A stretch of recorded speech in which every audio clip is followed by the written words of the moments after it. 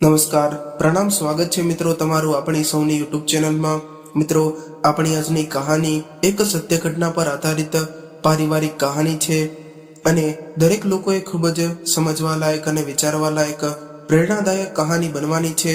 તો મારી તમને વિનંતી છે કે થોડો સમય કાઢીને વિડીયોમાં અંત સુધી જોડાયેલા રહેજો અને કહાની પસંદ આવે તો વિડીયોને લાઈક કરીને વધુમાં વધુ શેર પણ કરજો। તેમજ તમે આવી કેટલી અવનવી કહાની સાંભળવા માંગતા હોય તો આ ચેનલને સબસ્ક્રાઇબ જરૂરથી કરી લેજો, જેથી અમારા આવનારા નવા વિડીયોની માહિતી તમારા સુધી સૌથી પહેલા પહોંચે। તથા કોમેન્ટ બોક્સમાં કહાની વિશે તમારા પ્રતિભાવ જરૂરથી જણાવજો। તો ચાલો મિત્રો, શરૂ કરીએ આજની કહાની। અરે ઓ અભણ સ્ત્રી, ક્યાં મરી ગઈ? ક્યારનો હું અવાજ લગાવી રહ્યો છું, તને સંભળાતું નથી કે શું જીવતી છો કે મરી ગઈ? રાહુલ પોતાની પત્ની કાવ્યા પર ગુસ્સામાં ભડકીને જોર જોરથી ચીસો પાડતો હતો।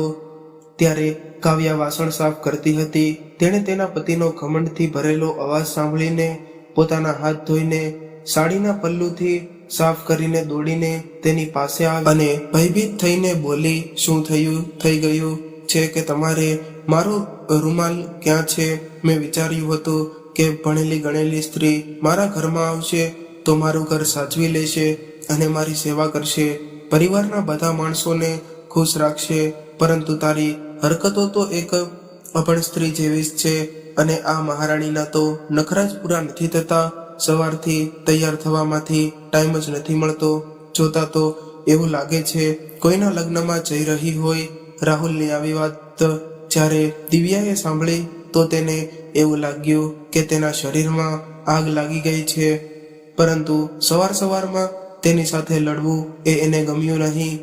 એટલે તેણે તેનો રૂમાલ, ઘડિયાળ અને પર્સ આ બધું ટેબલ પર મૂકીને હવે બોલ્યા વગર જ ત્યાંથી જતી રહી। ત્યારે એક જોરથી અવાજ આવ્યો, ઓય અભણ સ્ત્રી, નાસ્તો તૈયાર છે કે એ પણ હોટેલેથી મંગાવવો પડશે? તું એવી ઘમંડીથી થઈ જાય છે કે એવું લાગે છે કે કોઈ રાજા મહારાજાની છોકરી હોય જે ખબર નહીં પોતાની સાથે કેટલા નોકર ચાકર લઈને આવી હોય કે દહેજ લઈને આવી હોય એવું દેખાડી રહી છે। ત્યારે દિવ્યા પણ કંઈ ન બોલી અને આંખમાં આંસુ લઈને ગરમા ગરમ આલુ પરોઠા અને ગળ્યું દહીં લઈને આવી ગઈ। જ્યારે રાહુલે તે પરોઠાનું એક બટકું ખાધું અને આખી થાળી દહીં સાથે દિવાલ પર પછાડી દીધી, જેને કારણે દહીં આખા રૂમમાં ફેલાઈ ગયું અને જેના પર ગુસ્સે થઈને બોલ્યો, અરે અભણ, પરાઠામાં આખી મરચી થી થેલી નાખી દીધી છે કે શું, જેને કારણે હું ખાઈ જ ન શકું અને જ્યારે હું ઓફિસે જતો રહું ત્યારે તું ઠૂસીને ખાઈ શકે? ત્યારે બિચારી દિવ્યાના મોઢામાંથી એક પણ શબ્દ ન નીકળ્યો। પછી તે થોડા ટાઈમ પછી દહીં સાફ કરતી બોલી ઉઠી કે તો હું તમારા માટે આ સાદું પરોઠું લઈને આવું કે રોટલી લઈને આવું? એટલે ત્યારે રાહુલ ફરીવાર તેના પર ગુસ્સે થઈને બોલ્યો, મારે હવે કંઈ પણ નથી જોતું, હવે તું સાંજે આ ઘરે નહીં આવું। ત્યારે દિવ્યા ડરીને ફરીવાર બોલી, રાહુલ, તમે આ કેવી વાત કરો છો? તમે જો આમ જ ભૂખ્યા પેટે ઘરેથી જતા રહેશો તો મારા ગળામાંથી કોળિયો પણ કેવી રીતે ઉતરશે? ત્યારે રાહુલે ગુસ્સે થઈને કહ્યું કે ના, ખાવું હોય તો ના ખા અને મરી જા ક્યાં જઈને। એટલું કહીને એના ગાલ ઉપર એક એવી ચાપટ મારી કે દિવ્યા ત્યાં ને ત્યાં જ પડી ગઈ। ત્યાર પછી તેણે દિવ્યાને જોયા વગર જ દરવાજો ઝડપથી ખોલ્યો અને વાવાઝોડાની જેમ પોતાના રૂમમાંથી નીકળ્યો અને પોતાની ગાડી ચાલુ કરીને એટલો ઝડપથી નીકળી ગયો જેમ કે કોઈ વાવાઝોડું જતું હોય। ત્યારે તેમની આ હરકત ઘરના બધા લોકો જોઈ રહ્યા હતા, પરંતુ કોઈ પાસે એટલી તાકાત નહોતી કે કોઈ એને આવું કરવાથી રોકી શકે કે સમજાવી શકે। દિવ્યાને તો પોતાના પતિ દ્વારા અપમાનિત થવાની ટેવ થઈ ગઈ હતી, પરંતુ દિવ્યાની જેઠાણી કોમલને રાહુલનું આ રીતે ગુસ્સે થવું અને દિવ્યાને અપમાનિત કરવું જરા પણ પસંદ નહોતું। એણે રાહુલ સામે કેટલી વાર બોલવાની કોશિશ કરી, પરંતુ ત્યારે એના પતિ રોનકે એને બોલવાની ના પાડી અને કહ્યું કે સમય આવશે ત્યારે તે પોતે એની સાથે વાત કરશે, એટલે માટે ત્યારે કોમલ પોતાના મનને મનાવીને ચૂપ થઈ ગઈ। એણે કેટલી વાર એની સાસુમાં વિમળાજી સાથે પણ રાહુલની આવી હરકતો વિશે વાત કરી અને વિનંતી કરી કે સમય મળતા જ જ્યારે એનું મૂડ સારું હોય ત્યારે પ્રેમથી એને સમજાવશે, પરંતુ ત્યારે તેના સાસુમાને પણ જોઈને એવું લાગતું હતું કે તેણે રાહુલને તેના દ્વારા તિરસ્કાર કરાવવામાં તેને જન્મ આપ્યો હોય. તેને પણ એક શબ્દ પણ કહેવાની હિંમત નહોતી, એટલા માટે એ જાજો ટાઈમ ચૂપ રહેતી હતી. ન જાણે સાસુમાને શું ઈજા થઈ ગઈ હતી કે તે તેના પુત્રને નહોતી સમજાવી શકતી. રાહુલે જ્યારે ઘરમાં એનું મોટું તાંડવ કર્યું ત્યારે એના મોટા ભાઈએ પણ એને કંઈ ન કહ્યું અને એની મમ્મીએ પણ કંઈ ન કહ્યું. ત્યારે કોમલે એનું મૌન તોડ્યું અને બોલી કે એક દિવસ તમારો આ ભાઈ તે સીધી સાદી છોકરીને જાનથી મારી નાખશે, કાં તો હંમેશને માટે આ ઘરમાંથી બહાર કાઢી મૂકશે. ત્યારે જ તમારી બધાની બુદ્ધિ ઠેકાણે આવશે. આટલો અન્યાય કેવી રીતે સહન કરી શકાય? અને જોઈ શકાય છે કે ત્યારે કોમલનો અવાજ આ ઘરમાં ગુસ્સામાંથી કાંપી રહ્યો હતો. ઉપર દિવ્યા બિચારી રડી રહી હતી. ત્યારે કોમલને એવું થયું કે એ દિવ્યાના રૂમમાં જઈને એને ગળે મળીને એના આંસુ લૂછી લે અને એને આશ્વાસન આપે, પરંતુ તે સ્વાભિમાની છોકરીના આત્મવિશ્વાસને દુઃખ ન થાય એટલે તે દિવ્યા પાસે ન ગઈ અને દિવ્યાને દિવસે આખો દિવસ પોતાની રૂમમાં બેસીને રડતી રહી. પરંતુ એવું કોઈ કામ નહોતું કે જેણે આ કર્યું હોય. ઘરના બધા કામો તે કરતી, પરંતુ તે સ્વાભિમાની છોકરીએ આખો દિવસ ખાવાનું ન ખાધું. જો કોઈ એના પતિને કંઈ પણ ઊંધું સીધું કહી દેતું તો તે વફાદાર સ્ત્રી એના ઉપર ગુસ્સે થઈ જતી. તે પોતાના પતિ માટે તે પોતે કંઈ ના બોલતી અને બીજા કોઈને પણ ન બોલવા દેતી. જો તેની સામે કોઈ રાહુલને કંઈ ખરું ખોટું કહી દેતું તો તે આગળ જઈને કહેતી કે જેવો પણ છે મારો પતિ છે, હું એના વિરુદ્ધ એક શબ્દ પણ સહન નહીં કરી શકું. એટલા માટે કોમલે પણ પોતાના દેર અને દેરાણી વચ્ચે બોલવાનું જ છોડી દીધું હતું. પરંતુ એ જાણતી હતી કે દિવ્યા એટલા માટે આવું કરે છે કેમ કે લોકોને વાતને વધારવાની તક ન મળે અને એને પૂરો વિશ્વાસ હતો કે એક દિવસ તે પોતાના પ્રેમના વિશ્વાસ પર પોતાના પતિનો પ્રેમ મેળવીને રહેશે. પરંતુ જરૂરી નથી કે માણસ જેવું વિચારે એવું જ થાય છે. જ્યારે કોમલે દિવ્યાની સાથે મળીને ઘરના બધા કામો કર્યા, ખાવાનું ખાધું અને પોતાની સાસુમાં વિમળાજીને પણ ખાવાનું આપ્યું, પરંતુ દિવ્યાએ ના ખાધું અને પોતાની રૂમમાં આરામ કરવા માટે જતી રહી. ત્યારે કોમલ મનમાં જ વિચારવા લાગી કે જ્યારથી એ લગ્ન કરીને આવી છે ત્યારથી એણે રાહુલને ક્યારેય ખુશ અને હસતા નથી જોયો. જ્યારે એનો જ ઊંધો એનો મોટો ભાઈ એટલો શાંત, આસાન અને ગંભીર સ્વભાવનો હતો. એના કારણે તે તરત જ કોઈના પણ દિલમાં જગ્યા બનાવી લે છે. એક કામ પણ જો રાહુલની ઈચ્છા વિરુદ્ધ થઈ જાય તો તે એવી રીતે ગુસ્સો કરે છે કે જાણે કોઈ તુફાન આવવાનું હોય. અને રોનક કોઈ પણ કામ ખરાબ પણ થઈ ગયું તો કંઈ વાંધો નહીં, આગલી વખતે ધ્યાનથી કરજો, આવું પ્રેમથી કહીને તે કામને સાચી રીતે કરવાની સલાહ આપે છે. અને તેના નાના ભાઈ રાહુલને હજી નાના છોકરાની જેમ પૂછીને શાંત કરાવવાની કોશિશ કરે છે. પરંતુ જો રાહુલે એકવાર વિચારી લીધું કે તે કોઈ પણનું અપમાન કરશે તો પછી ભલે તેની સામે માં જ કેમ ન હોય, એને પણ સરળતાથી નથી મૂકતો.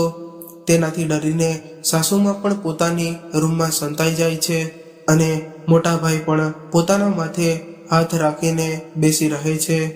અને કોમલ તો ખુદ જ બીજા ઘરેથી આવી છે તો પોતાની સામે એને કંઈ બોલવા નથી દેતો. એક દિવસ કોમલે પોતાના પતિ રોનકની સામે રાહુલ માટે ઝઘડો કર્યો અને કહ્યું કે તમે મોટા ભાઈ છો એટલા માટે તમે રાહુલને કંઈ પણ કેમ નથી કહેતા? તેવી જ રીતે મારી સાસુમાં પણ તમારા બંનેની માં છે. બાળકો જો ભૂલ કરતો તો મા બાપનો અધિકાર હોય છે એને ખીજાય અને સમજાવવાનો, અને જો ના સમજે તો ઝાપટ પણ લગાવી દેવી જોઈએ. પરંતુ નહીં, તમે લોકોએ તો રાહુલને બાળપણથી જ બધી છૂટ આપી દીધી છે, જેનું પરિણામ આજ તે બિચારી મા બાપ વગરની છોકરી દિવ્યાને સહન કરવું પડે છે. ત્યારે જ રોનક ધીમેથી બોલ્યો, કોમલ, તું જે કંઈ પણ કહી રહી છો એ એકદમ સાચું કહી રહી છો, પરંતુ મારા ભાઈની જગ્યાએ જો તારો ભાઈ હોત તો શું તું આમ જ કહેત? ત્યારે કોમલ પોતાની આંગળી હલાવીને કહે છે, તમે કહેવાની વાત કર છો, હું તો એની સાથે બધા સંબંધ જ તોડી નાખત. દિવ્યા તે જ સમયે પાણી લેવા રસોડામાં જઈ રહી હતી. તેના જેઠ જેઠાણી જોરથી વાતો કરી રહ્યા હતા, એટલે એ થોડી વાર ત્યાં જ ઊભી રહી અને તેના જેઠ જેઠાણીની વાત સાંભળીને તેને અંદર જ ઝટકો લાગ્યો અને તે પાણી પીધા વગર જ પોતાના રૂમમાં જતી રહી. તરસથી તેનું ગળું સુકાઈ ગયું હતું અને કોમલની વાતો એની તરસ વધારી દીધી હતી. તે પોતાના પતિ સાથે સંબંધ તોડવાની વાત સાંભળીને જ કાંપી ગઈ હતી. પછી તે નીચે ઉતરીને આવી તો કોમલ કહી રહી હતી કે હા રોનક, આપણા પરિવારમાં એવા સંસ્કાર આપે છે કે તે પોતાના મોટાઓનો અનાદર કરી જ નથી શકતા. જેવી રીતે રાહુલભાઈ ગુસ્સામાં સાસુમાનો કરે છે, સમજો તમે. આવું કહીને તે શાંત થઈ ગઈ અને કોમલની વાતથી દિવ્યાનું દિલ અને મગજ બંને ઉપર ભાર આવી ગયો હતો. તેને કશું સમજાતું નહોતું કે કોમલ દીદી સાચી છે કે હું. પછી એણે બધો કેસ સમય પર છોડી દીધો. સાંજે જ્યારે રાહુલ ઘરે આવ્યો ત્યારે તે થોડો શાંત લાગતો હતો. તેણે દિવ્યા પાસે પાણી માંગ્યું. પાણી નોર્મલ હતું એટલે એણે ગ્લાસને દિવાલ પર એવી રીતે માર્યો કે દિવાલ સાથે ભટકાયા પછી તે ગ્લાસ પાછો દિવ્યાના માથા પર વાગ્યો, જેનાથી દિવ્યાનું માથું ફૂટી ગયું અને લોહી નીકળવા લાગ્યો. એટલે દિવ્યા ત્યાં જ ધડાંગ કરતી બેસી ગઈ. એટલે કોમલ દોડીને દિવ્યા પાસે આવી અને પોતાની સાડીનો પલ્લુ ફાડવા લાગી. ત્યારે રાહુલે પોતાના ખિસ્સામાંથી રૂમાલ કાઢ્યો અને દિવ્યાના માથામાં બાંધી દીધો અને કોમલને કહ્યું કે તે એની પત્નીથી આઘી રહે. પછી તેણે તરત જ પોતાની ગાડીમાં દિવ્યાને બેસાડી અને દવાખાને જતો રહ્યો અને ડોક્ટરે દિવ્યાના માથામાં 7 ટાંકા લગાવ્યા અને એ તરત જ એને ઘરે લઈ આવી ગયો. પણ તેણે એકવાર પણ દિવ્યાની માફી માંગવાની હિંમત ન કરી. થોડાક દિવસો પછી દિવ્યાએ અને કોમલે ઘરની સફાઈ કરી. ઘરેથી ઘણા બધા છાપા કાઢ્યા. ત્યારે વિમળાજીએ તેને ભંગારવાળાને આપી દીધા. સંયોગથી રાહુલને તે જ દિવસે કોઈ ખાસ તારીખનું છાપું જોતું હતું. ત્યારે રાહુલના પૂછવાથી વિમળાજીએ ડરીને કહ્યું કે તેણે આજે જ બધા પેપર ભંગારવાળાને આપી દીધા છે. પોતાની માના મોઢામાંથી આવું સાંભળીને જ રાહુલ નારાજ થઈ ગયો અને તેણે પોતાની માને ઊંધી સીધી વાતો સંભળાવી. તો ત્યારે વિમળાજી તે રાતે પોતાની રૂમમાંથી બહાર જ ન નીકળ્યા. ત્યારે જ દિવ્યાએ આગળ આવીને કહ્યું કે મેં જ કહ્યું હતું સાસુમાને બધો ભંગાર વેચવા માટે. એ તો ના જ પાડતા હતા. એણે તો કહ્યું હતું કે એકવાર છોકરાઓને પૂછી લેશો કે કોઈ પેપર એમની જરૂરિયાત ના હોય તો નથી ને. પરંતુ મેં જ કહી દીધું હતું કે બધા પેપર તો જૂના થઈ ગયા છે, હવે આ કોઈ કામના નથી, આને વેચી નાખો. ત્યારે સાસુમાએ પેપર વેચવા માટે તૈયાર થયા હતા. બધી ભૂલ મારી જ હતી. દિવ્યાનું આટલું કહેવાથી રાહુલે એના ગાલ પર એક જોરદાર ચાપટ મારી દીધી અને કહ્યું કે અભણ, તને કોઈ હક આપ્યો મારા ઘરનો નિર્ણય કરવાનો? આ મારું ઘર છે અને અહીંયા એ જ થશે જે હું ઈચ્છું છું, સમજી? આવું કહીને એણે એની ગાડી કાઢી અને રાતોરાત પોતાના મિત્રના ઘરે જતો રહ્યો. ત્યારે દિવ્યા રડતી રડતી ફરીવાર પોતાની રૂમમાં જતી રહી અને પોતાના રૂમમાં જઈને તે ખૂબ જ ઝાઝી વાર રડતી રહી. પછી પોતાના છોકરા હિતુને ગળે લગાવીને તેણે કેટલાય કઠોર નિર્ણયો પોતાના મનમાં લીધા અને કંઈક વિચારતા તેને ક્યારે ઊંઘ આવી ગઈ એને ખબર જ ન પડી.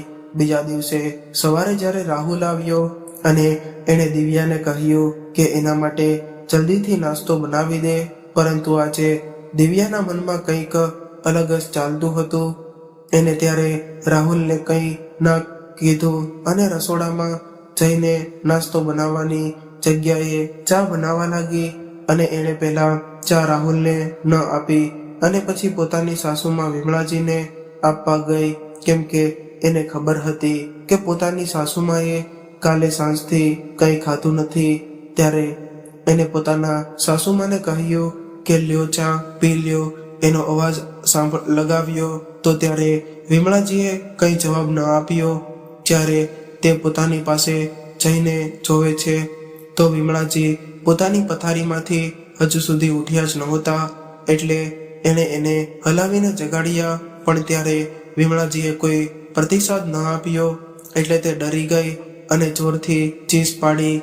માજી દિવ્યાની જોરથી પાડેલી ચીસ સાંભળીને રાહુલ, કોમલ અને રોનક બધા વિમળાજીના રૂમમાં આવી ગયા અને આવીને જોયું તો વિમળાજીના હાથ હલાવતી હતી કે ના પગ.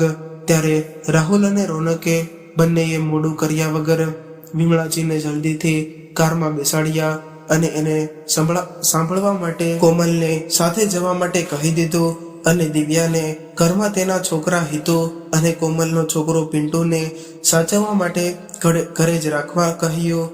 ત્યારે દિવ્યાએ જલ્દીથી ઘરના બધા કામો પતાવ્યા જ હતા. ત્યારે તો વિમળાજીને ઘરમાં પાછા લાવ્યા, કેમ કે વિમળાજી એ ડોક્ટરે મૃત ઘોષિત કરી દીધા હતા. હવે વિમળાજીનો મૃતદેહ ઘરમાં જ હતો અને રાહુલ દિવ્યા પર ચીસો પાડવા લાગ્યો કે આ અભણ જાહિલ સ્ત્રીના કારણે જ મારી માનું મૃત્યુ થયું છે. મારી માની સાચી ગુનેગાર આજ છે. ત્યારે જ આજુબાજુના પાડોશી તેમના ઘરે જમા થઈ ગયા અને એને સમજાવ્યા કે જીવન અને મરણ બધું જ ભગવાનના હાથમાં હોય છે. આપણે માણસો તો ખાલી એક માધ્યમ જ હોઈએ છીએ. જ્યારે રોનકે પણ એને સમજાવ્યો ત્યારે એ લોકોથી શરમને કારણે થોડો શાંત થયો, પરંતુ કોમલ સમજી ગઈ હતી કે માજીને રાહુલનું ચીસ પાડવું, ઊંધી સીધી વાતો કરવી, બૂમો પાડવી આ સહન ન થયું અને આઘાત લાગવાને કારણે એનું મૃત્યુ થઈ ગયું હતું. ડોક્ટરના રિપોર્ટમાં પણ ગૂંગળામણ થવાને કારણે અને કોઈ વાતનો આઘાત લાગવાને કારણે મૃત્યુ થયું છે એવું લખ્યું હતું. દિવ્યાએ વિમળાજીનું 13માનું કાર્યક્રમ પૂરું થયું ત્યાં સુધી બધા કામો સારી રીતે કર્યા. પછી બધા સગા સંબંધીઓના ગયા પછી રાહુલ એને કંઈ કહે એ પહેલા જેણે એના ભાઈ અને ભાભીને રોક્યા હતા અને એની સામે જ એનો નિર્ણય સંભળાવ્યો હતો કે એનું ભણવાનું જે અધૂરું રહી ગયું હતું એ પૂરું કરવા માંગે છે. ત્યારે દિવ્યાનો આવો નિર્ણય સાંભળીને દિવ્યાના ભાઈ અને ભાભીની સાથે એના ઘરના બધા માણસો આશ્ચર્યચકિત થઈ ગયા. પરંતુ ત્યારે કોમલ સમજી ગઈ હતી કે ભણવાનું તો એક બહાનું છે. હકીકતમાં દિવ્યા હવે રાહુલથી અલગ થવા માંગે છે. તે મનમાં જ દિવ્યાના આવા નિર્ણયથી ખુશ હતી. પરંતુ ત્યારે રોનક બોલ્યો, અરે દિવ્યા, અચાનક તારા મનમાં ભણવાનો વિચાર કેવી રીતે આવ્યો? અમારા ઘરમાં તને કોઈ વસ્તુની કમી છે? ત્યારે જ કોમલે એને ચૂપ રહેવાનો ઈશારો કર્યો એટલે તે ચૂપ થઈ ગયો. પછી રાહુલે ગુસ્સામાં કહ્યું કે ભાઈ, આ અભણને જે કરવું હોય તે કરવા દો ને. વિચારતી હશે ભણવાનું પૂરું કરી લેશે તો એને સરકારી નોકરી દાનમાં મળી જશે. આપણી જેવા ભણેલા ગણેલા પૈસાવાળા માણસોને સરકારી નોકરી ન મળી તો આ અભણને કઈ રીતે મળશે? કરવા દો અને એના મનનું. અને એક વાત ધ્યાનથી સાંભળી લે મૂર્ખ સ્ત્રી, જો એકવાર મારા ઘરના દરવાજાની સીમા ઓળંગી તો તારા માટે મારા ઘરના દરવાજા હંમેશા માટે બંધ થઈ જશે. પોતાની સામે બધી વાત પર પોતાની બહેન દિવ્યા માટે અપમાન કરે એવા શબ્દો સાંભળીને દિવ્યાનો ભાઈ સહન ન કરી શક્યો અને બોલ્યો કે જુઓ જીજાજી, તમે મારી બહેનના પતિ છો. એના આદરથી હું અત્યાર સુધી ચૂપ હતો, પરંતુ આ શું રીતે છે પોતાના ઘરની પુત્રવધુ અને દીકરીઓ સાથે વાત કરવાની? શું તમારામાં મા બાપે આ જ સંસ્કાર આપ્યા છે? ભાવેશની આટલી વાત સાંભળીને રાહુલે એને એટલો માર્યો કે અચાનક એકાએક એના કાનમાં હાથ, મોઢામાંથી લોહી નીકળવા લાગ્યો. ત્યારે દિવ્યા પોતાના પતિ અને ભાઈની વચ્ચે બચાવવા ગઈ તો રાહુલે દિવ્યાને પણ ખૂબ જ મારી. ત્યારે દિવ્યાએ એનો માર તો ખાઈ લીધો, પણ કંઈ કહ્યા વગર પોતાની રૂમમાં ગઈ અને પોતાના છોકરાના કપડાં લઈને પોતાના ભાઈ ભાભી સાથે પોતાના ઘરે જતી રહી. હવે ઘરે ગયા પછી તે અનાથ તો હતી જ તે, અને એના આંસુ જોવા અને લૂછવા વાળું કોણ હતું? એટલા માટે એણે હવે રડીને પોતાની જાતને કમજોર કરવા કરતા સીધું જ પોલીસ સ્ટેશને જઈને પોતાના પતિ ઉપર રિપોર્ટ લખાવી દીધો. તેના માતા પિતાના ઘરે પહોંચી તો જોયું કે એના ભાભીએ એની માટે ખાવાનું નહોતું બનાવ્યું.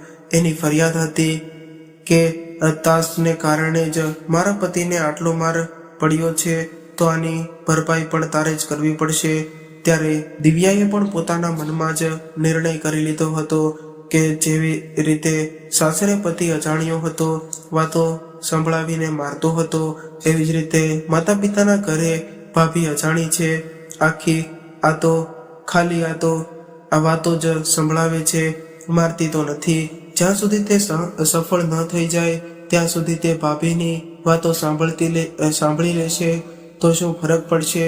એટલે ત્યારે તેણે મૌન જ લઈ લીધું હતું અને ઘરના બધા કામો કરીને પોતાના છોકરા હિતુને તૈયાર કરીને પોતાની ભાભી પાસે ઘરમાં મૂકવાની જગ્યાએ પોતાના ભાઈ પાસે દુકાને મૂકી જતી, કેમ કે તેના ભાભી તેના માટે પણ એની સાથે ઝઘડતી હતી કે તે કોઈનું છોકરું નથી સાચવવાની. હવે દિવ્યાએ જેમ તેમ કરીને પોતાનું અઘરું ભણતર પૂરું કરી લીધું અને સ્પર્ધાત્મક પરીક્ષાની તૈયારી શરૂ કરી દીધી. એક દિવસ સંયોગથી દિવ્યા પોતાના દીકરા હિતુ સાથે બાજુના એક ગાર્ડનમાં ફરવા માટે લઈ ગઈ હતી. રજાનો દિવસ હોવાને કારણે એણે વિચાર્યું કે પોતાના દીકરા સાથે થોડા સમય વિતાવીને તે એની સાથે પાર્કમાં બાળકો સાથે બાળક બની ગઈ. કેટલા દિવસો પછી એ દિવસે દિવ્યા હસતી હતી.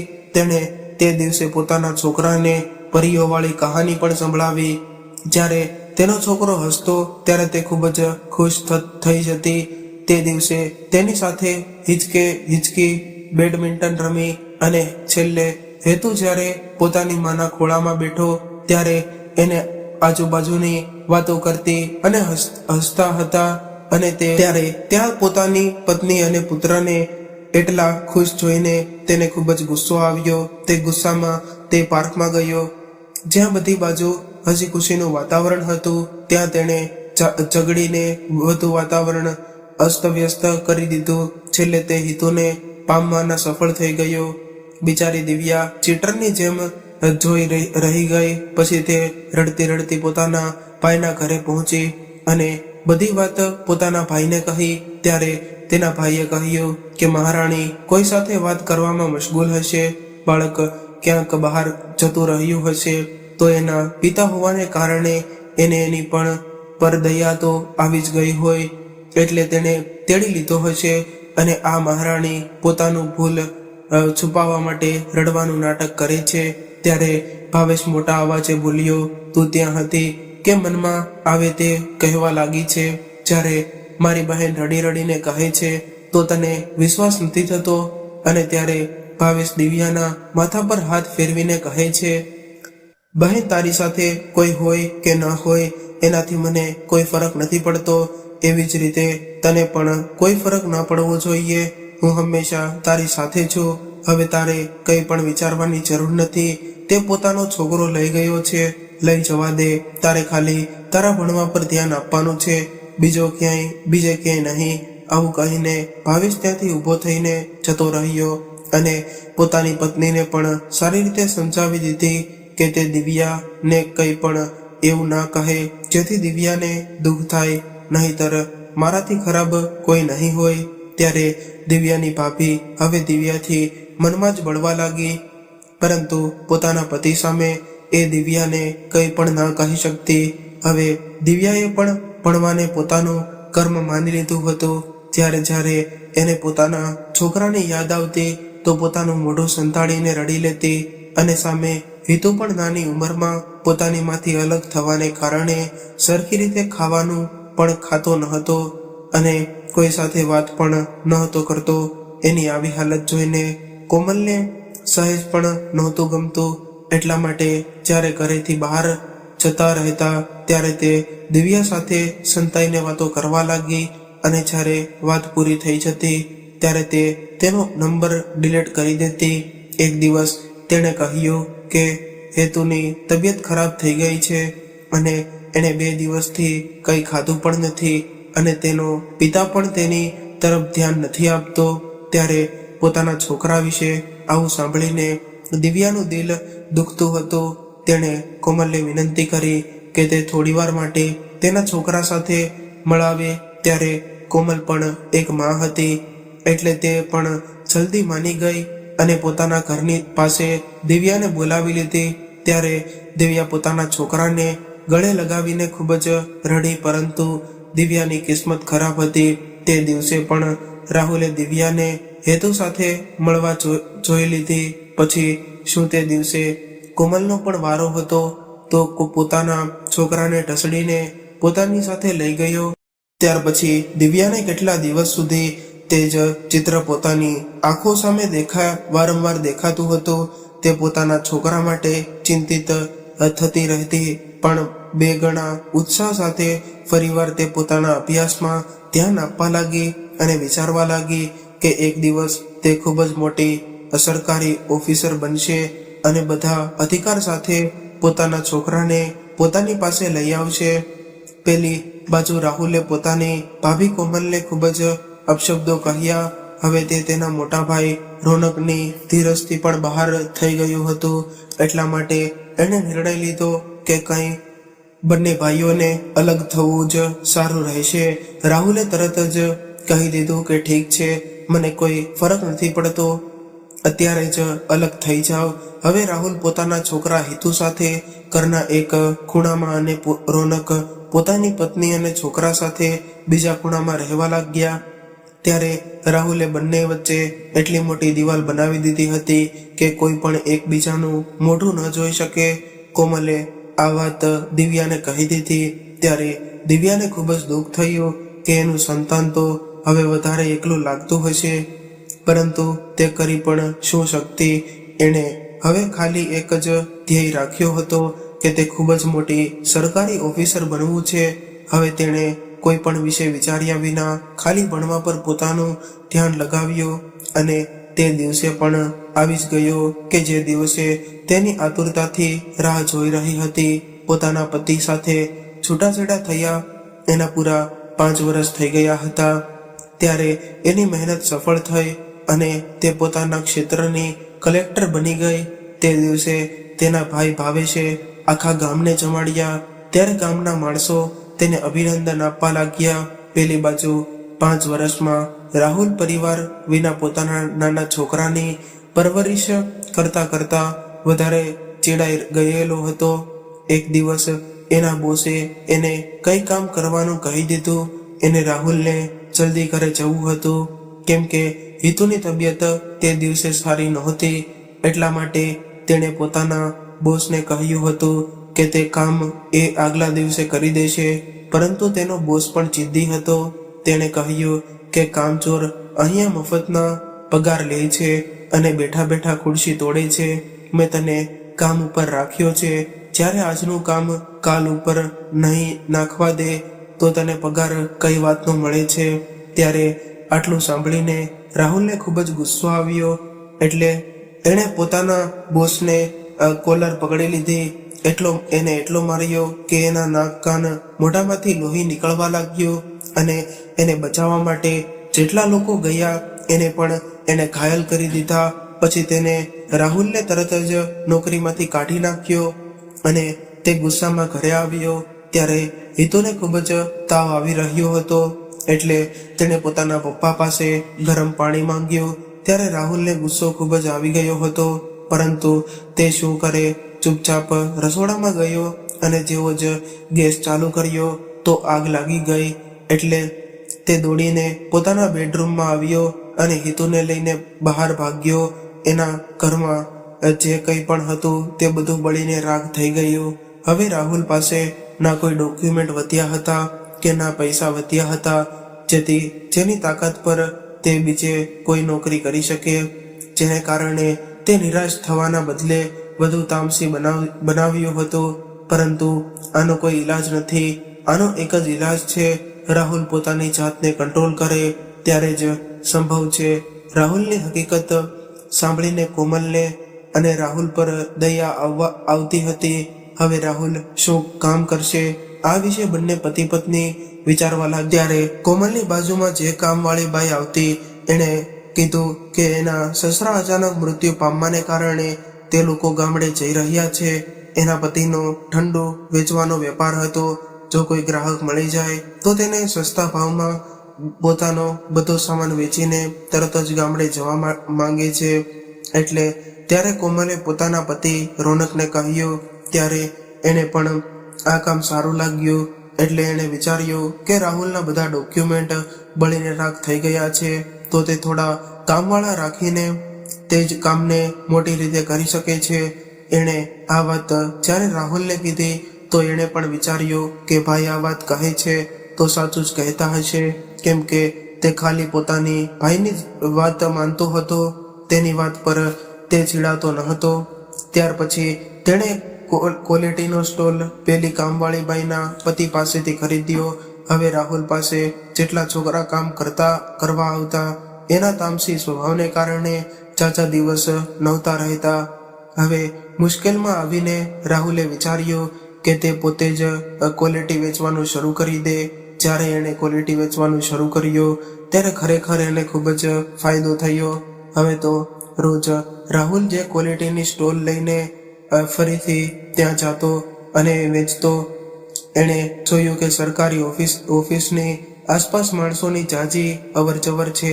ત્યાં જઈને ક્વોલિટી વેચવું. ખરેખર તે દિવસે તેની સૌથી વધારે ખરીદાઈ થઈ હતી.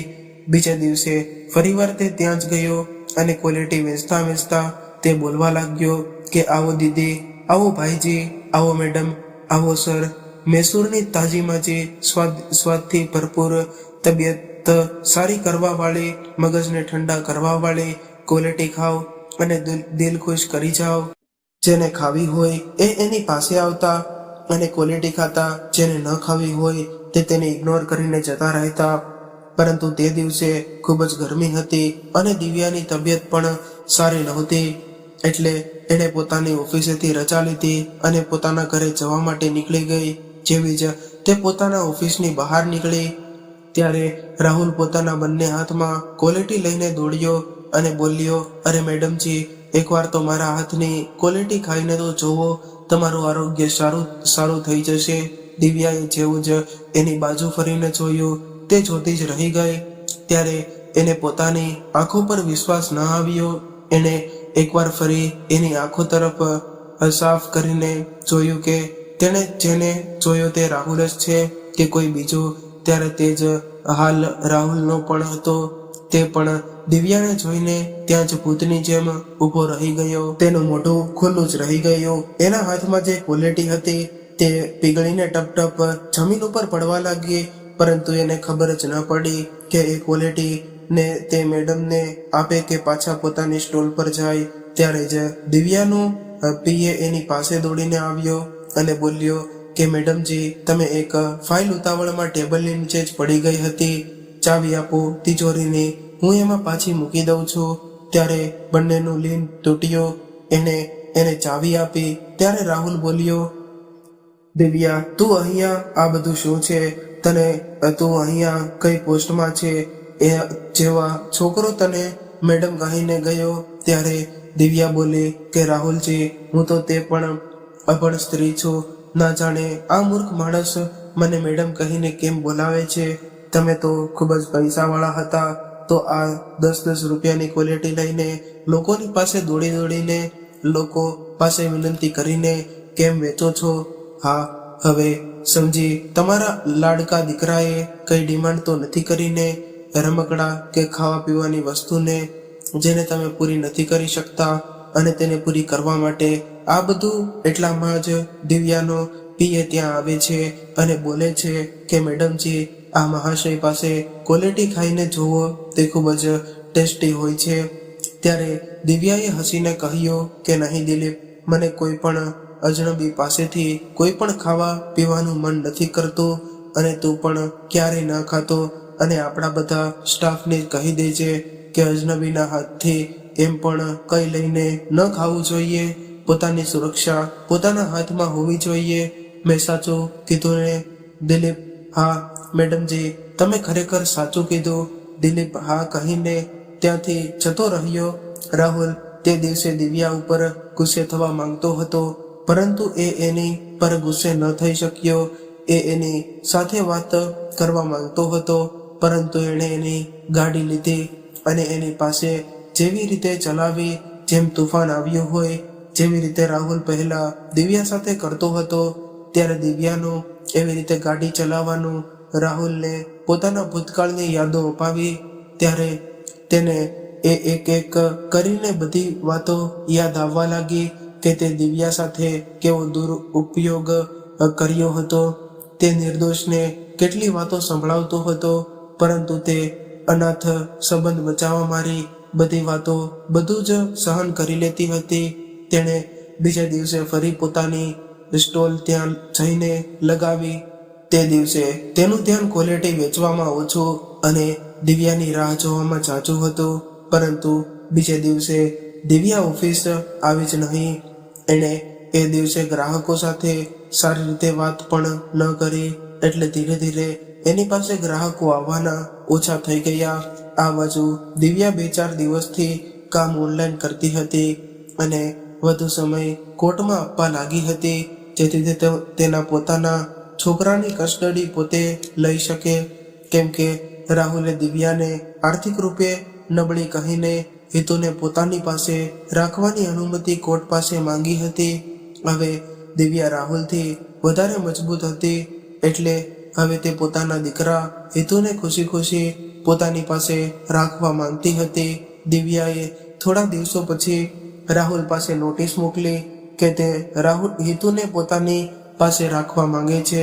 રાહુલ હવે સમજી ગયો હતો કે હવે તે ગમે તે કરી લે, પણ હિતુને તેની પાસે નહીં રહેવા દે, કેમ કે તે હવે આર્થિક રૂપે કમજોર થઈ ચૂક્યો હતો.